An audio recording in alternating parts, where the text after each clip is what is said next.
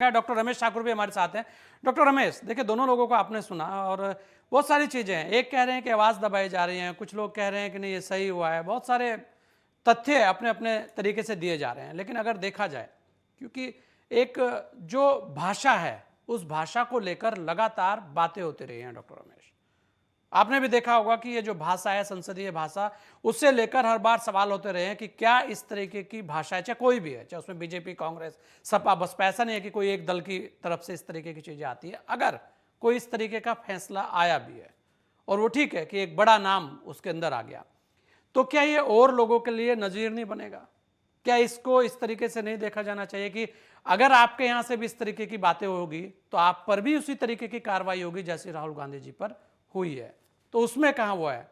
बाकी आप सारी चीजों को सुन ही रहे हैं, क्या कहेंगे आप? जी, मेरी आवाज आ रही है? जी आ रही है, बोलिए। मुकेश जी, ये फैसला कोई पहला नहीं है, कोई आखिरी नहीं है। पहली बात तो हाँ। आपने जो अर्शदीप की जो बात थी उसमें आपने कहा नजीर साबित होगा। मैं थोड़ा सा ध्यान आपका 2008 तक ले जाना चाहूंगा, आप पूरी तरीके से क्लियर हो जाओगे। 2008 में भारतीय जनता पार्टी के नेता हैं मध्य प्रदेश के, जो इस समय गृह मंत्री भी है, नरोत्तम मिश्रा जी। 2008 में फैसला आता है, सेम इसी तरीके से आता है। तो उनको पेड खबरों को लेके कोर्ट फैसला सुनाती है और उनकी सदस्यता जाती है और कई सालों तक, 3 सालों तक उनको चुनाव लड़ने पे रोक लगा दी जाती है। क्या होता है, वो मामला जाता है जब हाई कोर्ट में, वो मामला पलट दिया जाता है और उसके, हालांकि अभी सुप्रीम कोर्ट में मामला, वो अलग की बात है। आपने नजीर वाली बात करी, तो उस केस से भी नजीर लेनी चाहिए थी, लेकिन किसी ने नजीर नहीं ली। लेकिन उस केस में, नरोत्तम मिश्रा के पूरे केस में, एक जो प्रोसीजर जिसकी आप बात कर रहे थे वो पूरा फॉलो किया गया था। इस केस में वैसा नहीं दिखाई देता है। इसके बीच में एक केस और आया था, आम आदमी पार्टी के 21 विधायकों को डिस्क्वालीफाई करा गया था, आपको पता होगा। उसमें भी यही सारी चीजें हुई थी। बाकायदा विधानसभा में जाता है, उसके बाद में राष्ट्रपति के पास जाता है, तो वो सारी चीजें जब हाई कोर्ट में जाता, मामला को पलट दिया जाता। निश्चित तौर पे राहुल गांधी के मामले में भी ऐसा ही होता। लोअर एक कोर्ट और का उदाहरण मामला, दे दीजिए रमेश जी, थोड़ा सा। उत्तर प्रदेश के अंदर भी अभी ऐसा ही हुआ है। सारे बीजेपी कई की भी सारे वहां सदस्यता गई है और सपा की भी गई है। कि आप चुनाव भी इतना हो बोलने चुके हैं वहां पर, अब दूसरी पार्टियों के दोगे, विधायक भी नहीं आ तो गए लिस्ट हैं। बहुत लंबी है, बहुत सारी हम्म। चीजें बताने के लिए। हम्म। दो उदाहरण जुमा जुमा आपके लिए बहुत है समझने के लिए। हम्म। इसके बाद में राहुल गांधी पे आ जाते हैं मौजूदा मामले में। हम्म। देखो, ये मामला लोअर कोर्ट का था, जाहिर सी बात है 30 दिन का समय मिला था और लीगल रेमेडी बहुत सारी थी राहुल गांधी के पास। जब भी आपने कहा कि बहुत बहुत बड़े वकील कांग्रेस के पास हैं, वो अपनी पूरी तैयारी कर रहे थे, 30 दिन का टाइम था और 30 में बहुत कुछ हो जाता। लेकिन उससे पहले ही रात में उनको लोकसभा अध्यक्ष को उठा दिया जाता कि आप उठो और ये सारा मामला करना, राष्ट्रपति तक पहुंचता नहीं उससे पहले ही ये डिस्क्वालिफिकेशन वाली सारी चीजें सामने आ जाती हैं। मुझे तो लग रहा है कि गनीमत ये है कि राहुल गांधी की नागरिकता बची हुई है, कहीं ऐसा ना हो नागरिकता भी उनकी जब्त कर ली जाए, उनको कहो आप और कहीं बाहर चले जाओ। देखिए, लोकतंत्र में ऐसा होना मैं चाहिए। शुभेंदु जी आपके पास आऊंगा अभी, जरा रमेश जी से मैं सुन लूं, फिर आप ही से जवाब लूंगा। गोस्वामी जी, रेमेडी कौन सी है जरा बता दे शुभेंदु जी। करते नहीं, हैं अभी खड़ियाल जी तो जरा रमेश ठाकुर जी को सुन लीजिए, वो बोल रहे हैं जरा चीजों को। ठाकुर जी बस ये बताते हैं कि रेमेडी, इन्होंने कहा ना लीगल रेमेडी है राहुल जी के पास, कौन सी है जरा नाम बताएं। आप सुनो, मैं कौन सी बता रहा हूं। 30 दिन का टाइम मिला था।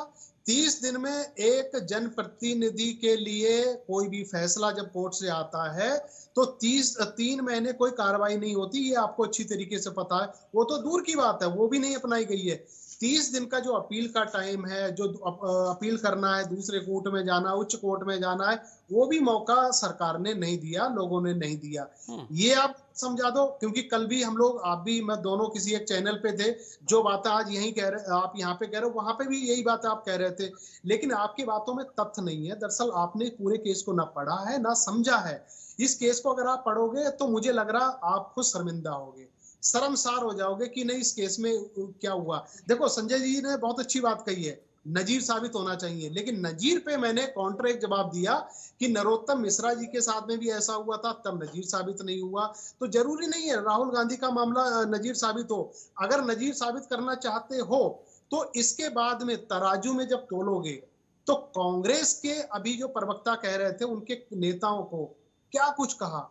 हम लोग चैनल पे बोल भी नहीं सकते हैं। आप लोगों के मुकाबले उन्होंने बहुत कुछ कम बोला है। तो ये सारी चीजें जब तुलनात्मक जब आप करोगे तो आपको लगेगा कि आप लोग कहाँ स्टैंड करते हो। हम उस पे नहीं आते हैं।